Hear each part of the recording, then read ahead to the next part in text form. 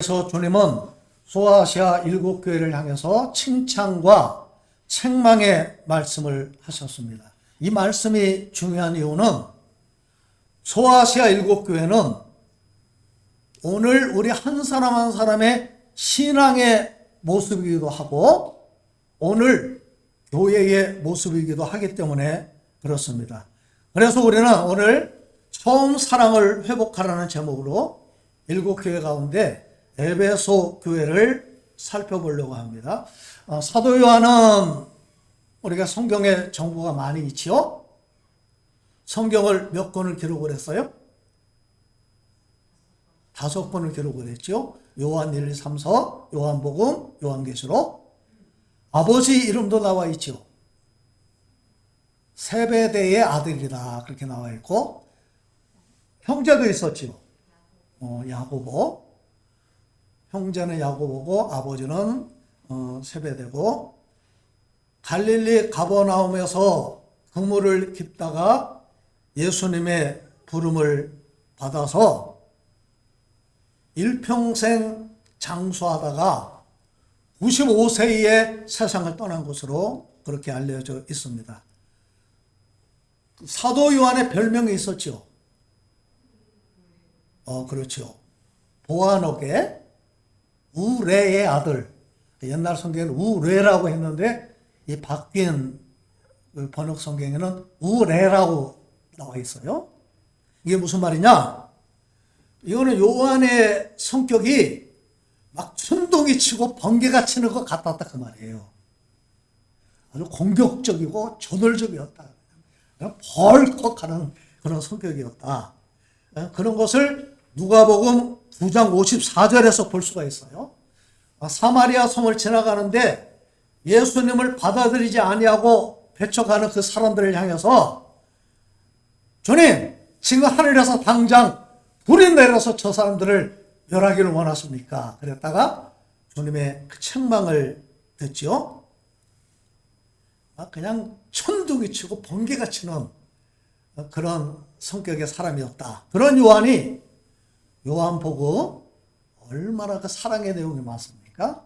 요한 1, 2, 3서 정말 그 사랑의 편지라고 할 수 있는 그런 편지들을 쓰고 요한계시록을 기록을 했고 그래서 우리의 아들이 변해서 사랑의 사도가 되었다는 겁니다. 우리도 이렇게 변화되는 삶을 살면 얼마나 좋을까요? 평생 예수 믿고 평생 주님 안에 산다고 해도 우리는 왜 이렇게 변화가 잘 안 되는지 몰라요. 주님은 십자가 위에서 어머니 마리아를 사도 요한에게 부탁을 합니다. 여자여 보소서 아들이니이다. 내 어머니라. 그때부터 요한이 어머니를 요한이 마리아를 어머니로 모시고 평생을 살았다는 겁니다. 특별히 요한은 에베소에서 주로 많이 지냈는데 에베소 교회는 누가 세웠지요? 그렇죠. 사도 바울이 3차 전도 여행을 할 때 특별히 에베소에 3년 동안 머물면서 복음을 전했다는 거예요. 사도 바울이 1차, 2차, 3차 전도 여행을 다니는 가운데 가장 오랫동안 머물면서 심혈을 기울여서 세운 교회가 바로 에베소 교회라고 할 수가 있습니다.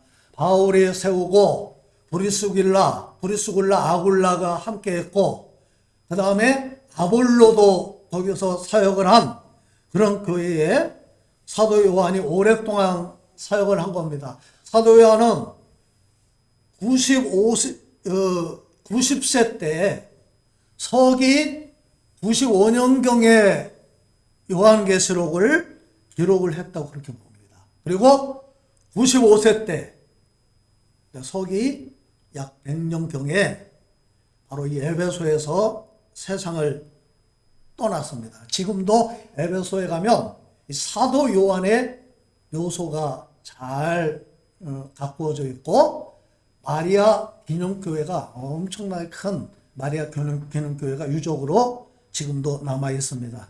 에베소를 방문을 하면 어마어마한 유적 때문에 깜짝 놀라게 됩니다.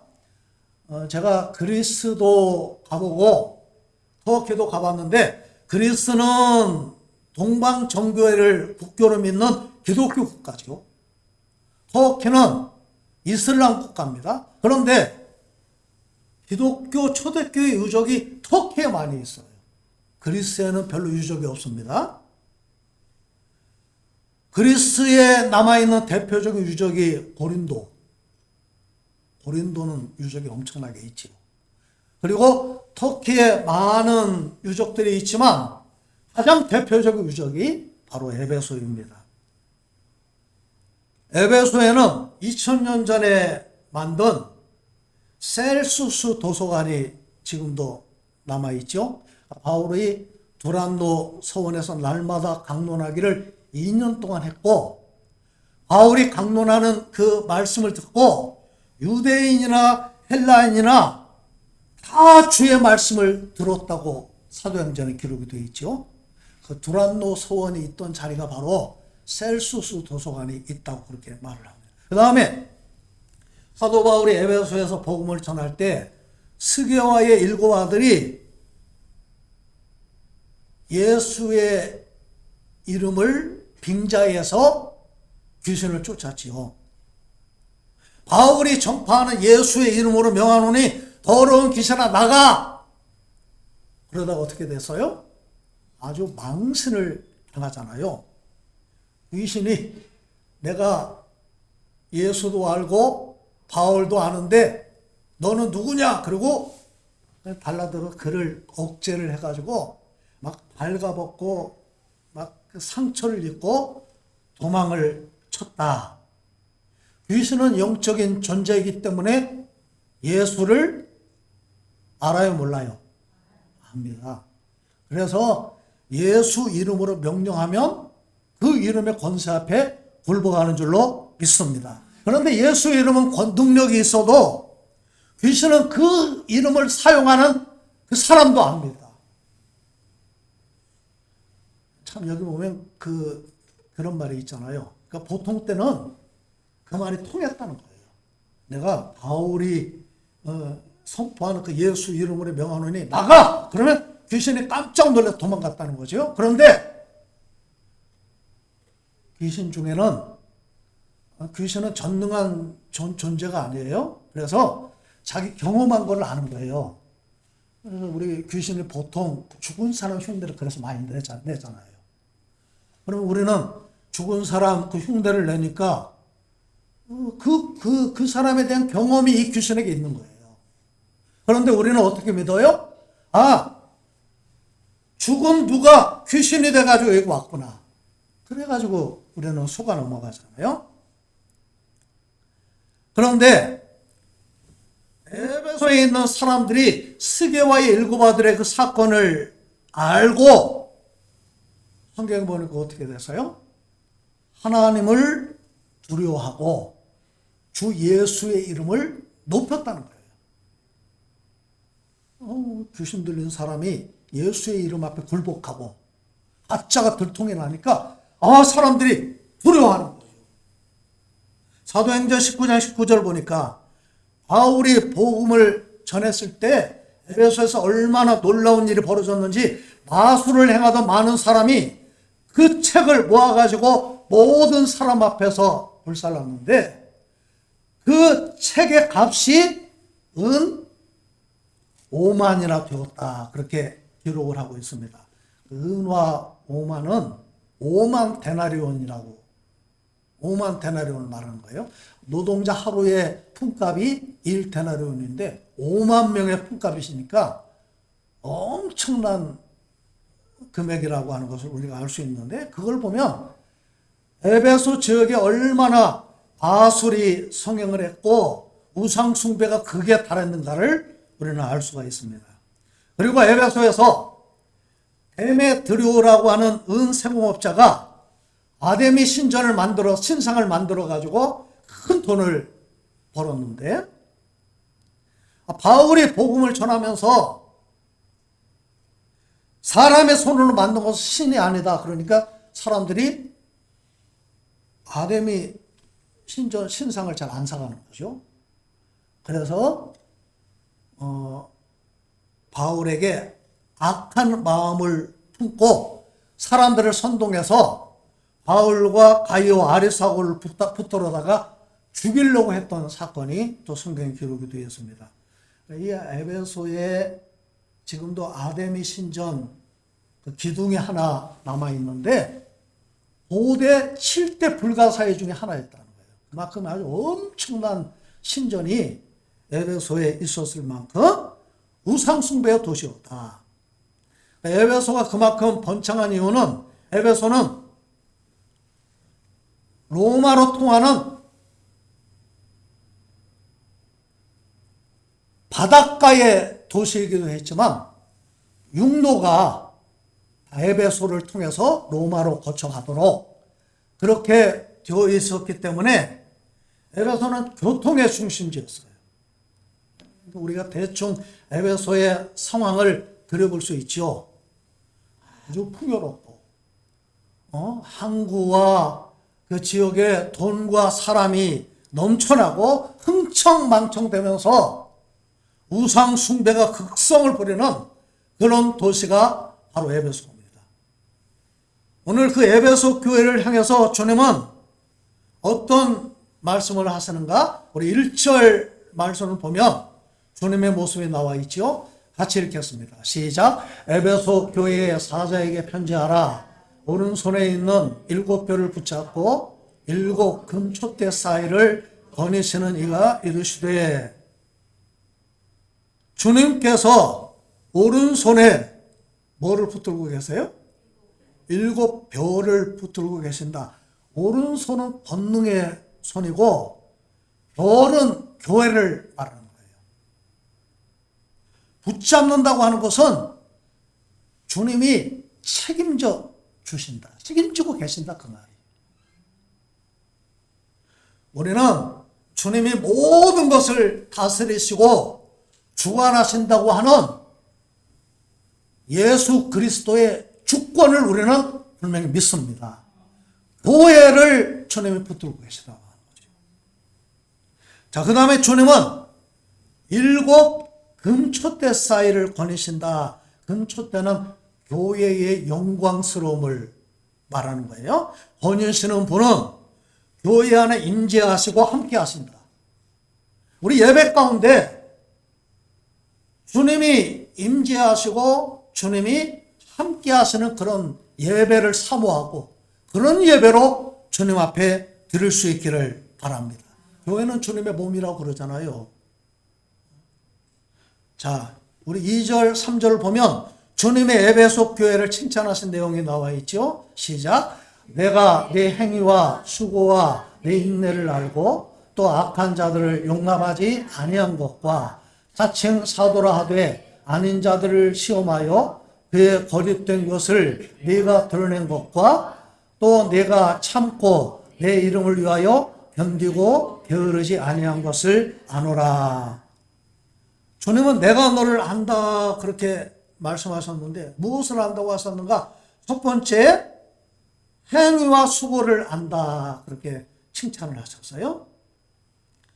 알고 행위라고 하는 말은 열심히 노력하고 일하는 것을 말하는 거예요. 시편 33편 13절을 보니까 여호와께서 하늘에서 굽어보사 모든 인생을 살피시며, 주님은 우리의 모든 것을 아신다는 거죠. 그래서 전능하신 하나님이라고 우리는 고백하는 겁니다. 주님을 위해서 수고하고 인내하고 행한 일을 알고 계시는데 사람은 모를 수 있어요. 그런데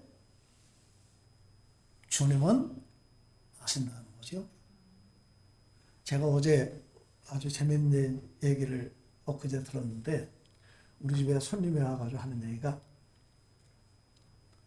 그분이 저 경기도 수지에 살고 있는데 미용실에 갔는데 어떤 아주 그 점잖고 아주 세련된 할머니가 미용실에 와서 이렇게 이제 미용사하고 얘기를 했다는 거예요. 근데 그분이 나이는 굉장히 많으신데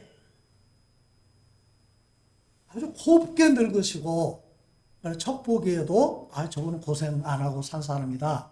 그렇게 이제 느껴지는 분 같았는데 대화를 하는데 그런 얘기를 했다는 거예요. 우리 그 딸하고 아들이 있는데 내가 요새 몸이 아파가지고 딸한테 야 몸이 내가 어디가 아프다 그랬더니 아들한테 전화를 했대요. 그래가지고 그 전화가 왔는데 아들한테 전화 온 게 아니고 며느리한테 전화 온 게 아니라 손녀한테 전화가 왔대요. 할머니 몸이 아프시다면서요. 그래서 이 할머니가 하는 얘기가 아니 그러면 아들도 알고 며느리도 안다는 얘기인데 그놈들은 전화도 안 하고 이런 싸가지가 있나. 그래서 화가 나가지고 친구한테 전화를 했대요. 아니 이럴 수가 있냐. 그랬더니 그 친구가 뭐라고 그러냐면 야 참아라. 네가 이해를 해라. 요즘에 아들하고 며느리한테 얻어맞지 않는 것만 해도 감사해라. 그래가지고 제가 그 얘기를 듣고 웃었네요. 우리가 은연중에 공감이 가잖아요. 사람은 몰라주기 때문에 서운할 수 있어요. 자식도 몰라줄 수 있고 가까운 사람이 나를 몰라주면 서운하잖아요. 그런데 주님은 아시는 줄로 믿습니다. 수고는 애를 쓰고 땀을 흘리는 거예요. 주님을 위해서 애를 쓰고 땀을 흘리는 것을 주님은 아신다는 거죠. 고린도전서 15장 58절 그러므로 내 사랑하는 형제들아 견실하며 흔들리지 말고 항상 주의 일에 더욱 힘쓰는 자들이 되라. 이는 너희 수고가 주 안에서 헛되지 않은 줄 압니다. 아멘. 두 번째, 인내를 안다 그러셨어요. 에베소 교회는 참고 견딜 줄 아는 그런 교회였어요. 3절을 보니까 인내를 아는데 3절을 보니까 네가 참고 내 이름을 위하여 견디고 게으르지 아니한 것을 안다. 그렇게 칭찬하셨어요. 누구를 위해서 견디고 참고 게으르지 않았어요? 그렇죠. 주님을 위해서. 그러니까 인내는 뭐냐? 주님을 바라보고 어려움을 이기면서 자기 자리를 지키는 거예요. 우리가 환난 중에도 즐거워하나니 환난의 인내는 연단을 연단은 소망을 만들어내는 줄 알미니라. 주님 보고 참는 거예요. 그것을 주님이 아신다는 거죠. 우리가 인내심이 없다면 주의를 할 수 없죠. 우리 이 자리에 우리 정 목사님 계시지만 평생 이렇게 목회하면서 왜 눈물이 없었겠어요? 이 조그만 교회 오셔가지고 그냥 이렇게 맞춰주시는 거지. 왜 우리 교회 약한 모습 왜 모르시겠어요?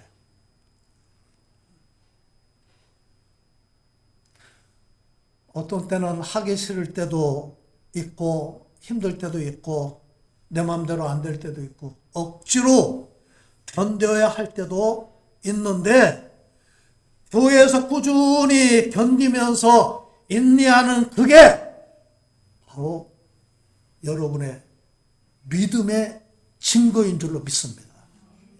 그게 내 믿음의 증거예요. 바울의 사도된 증거가 무엇입니까? 주님을 위해서 고난당하고 억울한 일 당하고 감옥에 갇히고 그러면서 인내한 거예요. 그게 고린도후서 11장에 바울은 구구절절히 설명을 하고 있습니다. 내가 수고를 넘치도록 하고 옥에 갇히기도 더 많이 하고 매도 수없이 맞고 여러 번 죽을 뻔하였으니 유대인들에게 40에서 하나 감한 매를 5번이나 맞았으며 3번 태장으로 맞고 1번 돌로 맞고 3번 파선하고 일주일을 깊은 바다에서 지냈으며 여러 번 여행하면서 강의 위험과 강도의 위험과 동족의 위험과 이방인의 위험과 신의 위험과 광해의 위험과 바다의 위험과 거짓 형제들의 위험을 당하고 또 수고하며 애쓰고 여러 번 자지 못하고 주리며 목마르고 여러 번 굶고 춥고 헐벗었노라. 그것을 견디면서 그래서 사도의 권위가 있다는 거예요. 그래서 나는 자랑스럽게 내가 사도임을 자랑한다는 거예요.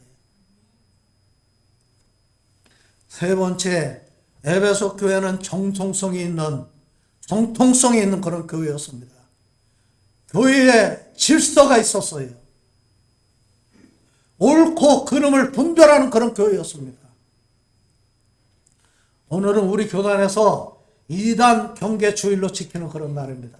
1년 중에 가장 더운 가장 무더운 주일을 2단을 경계하는 그런 주일로 우리 교회에서 지키고 있는데, 금년에 우리 총회 사이비 2단 대책위원회에서 어떤 책자를 냈냐면 우리나라에서 발생한 2단 9개를 소개를 했는데, 최근에는 이 2단들이 국내에서뿐만 아니라 해외에서 그냥 난리를 친다는 거예요. 몽골, 중국, 유럽, 동남아시아, 거기 가서 사람들을 유혹을 한다는 겁니다. 가장 큰 피해를 주는 이단이 우리도 알다시피 신천지, 그 다음에 하나님의 교회 세계 복음 선교협회, 다른 말로 하면 안상홍 증인회라고 하는 그런 이단입니다. 신천지 예수교 증거장막 성전은 교주가 누구죠? 이만희. 신천지는 성경은 비유, 상징으로 되어 있다고 그렇게 주장을 합니다. 이렇게 성경은 우리가 읽어도 모른다는 거예요. 왜? 다 감춰져 있기 때문에. 그래서 성경을 기록한 사람들은 환상계시라고 주장을 해요. 환상계시를 기록을 했다는 거예요. 그러면 그 환상계시를 해석하는 실상계시, 직통계시를 해야 되는데 직통계시를 하는 사람이 누구라는 거예요? 이만희다. 신천지는 예수님의 신성을 부인을 합니다. 예수님이 육신을 입고 이 땅에 오신 것이 아니라 성령이 세례받을 때 예수님의 육체에 임하심으로 말미암아 하나님의 아들이 되었다.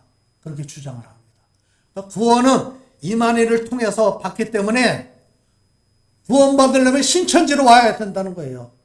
14만 4천 이야기하다가 요즘은 자기는 숫자가 14만 4천 넘으니까 요즘 그 말을 잘 안 하죠. 재림 예수, 보혜사 성령이 누구다? 이만희 그놈이다. 하나님의 교회, 세계복음선교회 안상홍 증인회는 하나님의 교회라고 하니까 순복음교회인가 보다 그러는데 순복음교회 아닙니다. 서울 봉천동에 가면 어마어마한 안상홍 증인회 빌딩이 있어요. 자, 이 특별하게 안상홍 증인회는 어떤 얘기를 하냐면, 안상홍은 지금 죽었어요. 죽은 안상홍은 하나님 아버지, 안상홍의 부인이었던 장길자라고 하는 여자가 있는데, 장길자는 어머니 하나님이라는 거예요. 이렇게 어머니 하나님 얘기하면 저것들 안상홍 증인회구나, 우리가 눈치를 채야 돼요. 그 사람들은 주일을 지키고 성탄절을 지키는 것은 4세기 때 태양 숭배하는 것부터 생겼기 때문에 주일을 지키면 안 되고 안식일을 지켜야 되고 유월절을 지켜야 된다. 크리스마스, 성탄절 지키면 안 되고 유월절을 지켜야 된다. 그렇게 주장을 합니다. 그런데 주일을 언제부터 지켰어요? 예수님이 부활하신 다음에 초대교회 때부터 이미 주일을 지켰어요. 그래서 안식 후 첫날이라고 성경에 기록이 되어 있고 매주 첫날이라고 성경 여러 곳에 그런 말씀이 기록이 되어 있습니다. 에베소 교회를 위협하던 이단들은 크게 세 종류였습니다. 우리 2절 말씀을 보여주세요. 첫째, 악한 자들을 용납하지 아니한 것과 그랬어요. 악한 자들은 교회 밖에서 교회를 욕하고 흔드는 그런 자들입니다. 은장색 데메트리오 같이 아데미를 섬기면서 하나님을 대적하고 교회를 짓밟으려고 하는 그런 자들을 악한 자들이라고 그렇게 말을 했습니다. 그 다음에 두 번째, 자칭 사도라 하되 아닌 자들을 시험하여 그의 거짓된 것을 내가 드러낸 것과 그랬어요. 이 자칭 사도는 교회 안에 들어와서 교회를 흔들고 혼란스럽게 하는 그런 무리들입니다. 신천지가 그렇게 하죠. 모략,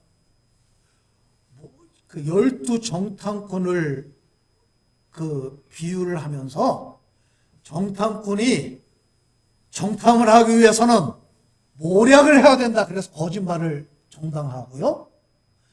교회에 아주 철저하게 숨기고 거짓말을 정당화하는데 그러면서 숨어 있다가 한 사람 한 사람 유혹을 해가지고 데리고 가서 그렇게 신천지 세력을 넓히는 그런 일을 합니다.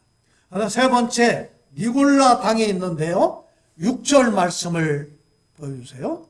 자, 같이 읽겠습니다. 오직 내게 이것이 있으니 네가 니골라 당의 행위를 미워하는 도다. 나도 이것을 미워하노라. 자, 니골라 당은 쉽게 말하면 그런 거예요. 육체는 아무것도 아니고 죽을 때 육체는 이 땅의 흙으로 돌아가게 두고 영만 구원을 받는다는 거예요.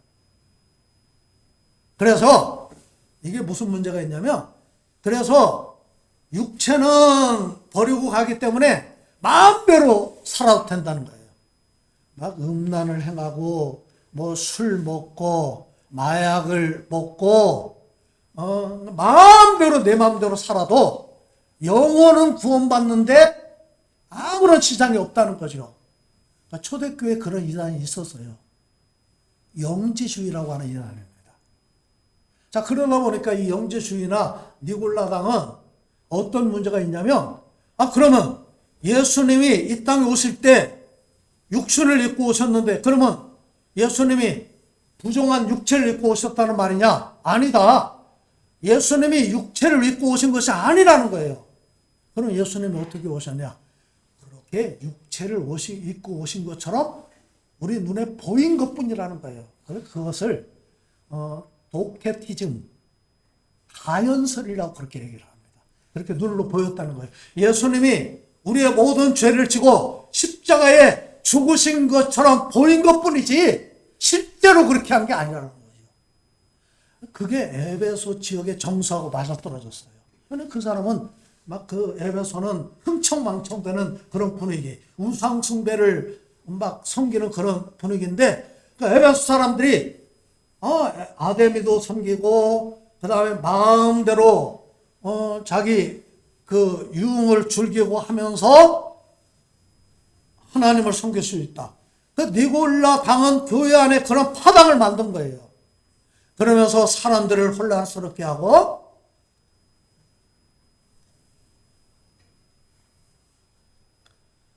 그런데 에베소 교회는 교회 안에서 그 니골라 당의 행위를 미워했다는 거죠.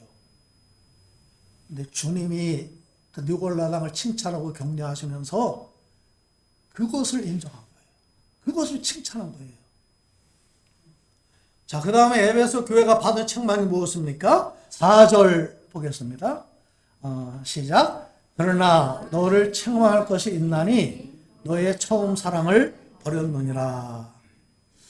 예, 참 우리가 처음 사랑을 버렸다. 이것은 우리가 예수님을 믿을 때 가졌던 첫사랑을 말하는 거예요. 우리말 성경에는 그런 표현이 없는데 헬라어 성경에는 사랑 앞에 정관사 더가 붙어 있어요. 그러니까 그 사랑. 그런데 그 처음이라고 하는 단어, 이 프로토스는 처음이라고 하는 뜻도 있지만 최고라고 하는 뜻도 있어요. 무슨 말이냐면 네가 처음 주님을 만났을 때의 그 가졌던 그 기쁨, 그 감격, 그 사랑을 말하기도 하지만 네가 가장 주님을 사랑했던 때, 네가 가장 열심을 내고 가장 충성했던 그때, 그걸 내가 잊어버렸다는 거예요. 그걸 잃어버리고 지금은 구원의 감격도 잃어버리고 그 기쁨을 잃어버렸다고 그것을 지적하시는 거예요. 버리다. 제가 그 헬라어에 찾아보니까요. 아피엠이라고 하나만은 보내다, 쫓아내다 그런 뜻이에요. 그러니까 사랑이 식어지고 없어졌어요. 그런데 그냥 식어서 없어진 게 아니라 내가 내보낸 거예요. 내가 쫓아낸 거예요. 그래서 주님은 처음 사랑을 버렸다고 책망을 하시는 겁니다. 우리 5절 말씀을 같이 읽겠습니다. 시작. 그러므로 어디서 떨어졌는지를 생각하고 회개하여 처음 행위를 가지라. 만일 그리하지 아니하고 회개하지 아니하면 내가 네게 가서 내 촛대를 그 자리에서 옮기리라. 여기서 처음 사랑을 회복하기 위해서 어떻게 하라고 그랬어요? 세 가지를 하라고 그랬죠. 생각하고 회개하여 처음 행위를 하기라. 어디서 떨어졌는지를 생각하고 그랬어요. 지금 에베소 교회는 주님과의 관계가 끊어져 있다는 거예요. 마치 그 삼손이 그 머리카락이 있을 때 그 온갖 능력을 행했는데 머리카락을 잘리고 나니까 그 자기에 있던 권능과 힘이 떠났지만 떠난 것을 알지 못하고 발버둥 치는 것처럼 여기 지금 우리 전구에 불이 들어오는데 이 전구에 불이 들어오기 위해서는 발전소에서 전기를 보내서 전선을 통해서 이 자리에 와서 전구와 전선을 통해서 불을 밝히잖아요. 그런데 전구가 나가도 불이 안 들어오죠. 중간에 전선이 끊어져도 불이 안 들어오죠. 너희가 지금 끊어져 있다는 거예요. 주님과의 관계가 끊어져 있는데 내가 모르는 거죠. 그것을 네가 생각해라. 생각하고 영어로 보면은 remember 해라. 기억해라. 계속 생각하고 한번 네가 더듬어 바라는 거예요. 네가 어디서 네가 떨어졌냐. 회개하여 메타노이아 방향을 바꾸라는 거예요. 여러분 회개하면 용서받지 못할 죄가 없는 줄로 믿습니다. 만일 우리가 우리 죄를 자백하면 그는 미쁘시우로사 우리 죄를 사하시며 모든 불의에서 우리를 깨끗하게 하실 것이오. 아멘. 처음 행위를 가지라고 했습니다. 첫사랑을 회복하라는 거예요. 우리가 우리 자신을 돌아볼 수 있어야 됩니다. 회개하지 않으면 그 결과가 무엇이냐? 내가 네게 가서 내 촛대를 그 자리에서 옮기리라. 주님이 촛대를 옮기시면 교회는 사라져버릴 것이고 아무것도 아닐 겁니다. 우리 7절 읽겠습니다. 시작. 귀 있는 자는 성령이 교회들에게 하시는 말씀을 들을지어다. 이기는 그에게는 내가 하나님의 낙원에 있는 생명나무에 얻게 하리라. 아멘. 여러분 여기서 이기는 이긴다고 하는 의미는 무엇일까요? 제가 볼 때는 전체적인 문맥으로 볼 때는 회개하여 첫사랑을 회복하는 거예요. 그런 사람이 이기는 자입니다.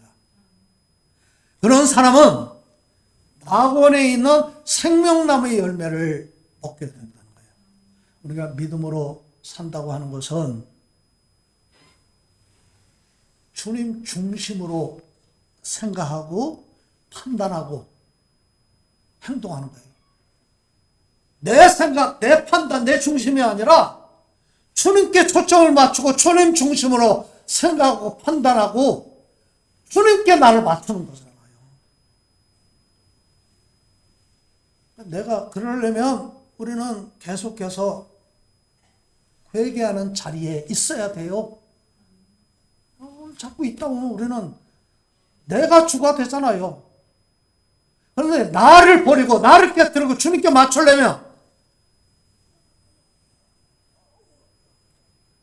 회개가 우리에게 필요하다는 거예요. 주님 앞에 우리가 회개하고 홀로 설 때 목사 책임이 무슨 상관이 있어요? 목사, 장로, 집사 그게 무슨 상관이 있어요? 내가 몇십 년 신앙생활 무슨 상관이 있어요? 지금 우리는 회개하고 처음 사랑을 가지는데 계속해서 그런 노력이 우리에게 있어야 된다는 거죠. 제가 오늘 찬송가 28장 여기 보니까 3절에 그런 가사가 있죠. 주의 귀한 은혜 받고 일생 비친 자되네 주의 은혜 사슬 되사 나를 주께 배소서. 끊임없이 주님 앞에 항복하는 주님을 위해서 일하고 수고하고 인내하고 또 정말 이 세대는 너무나 혼란스러운 것 같아요. 인터넷이 얼마나 많은 정보의 홍수를 가져다 주지만 유튜브에 얼마나 많은 정보가 있습니까? 그런데 그것을 잘 분별해야 될 책임이 우리에게 있어요. 오늘 저와 여러분들이 이 말세를 살아가면서 처음 사랑을 회복하고 늘 십자가 앞에 나가는 하나님의 권속들이 되시기를 주의 이름으로 축복합니다.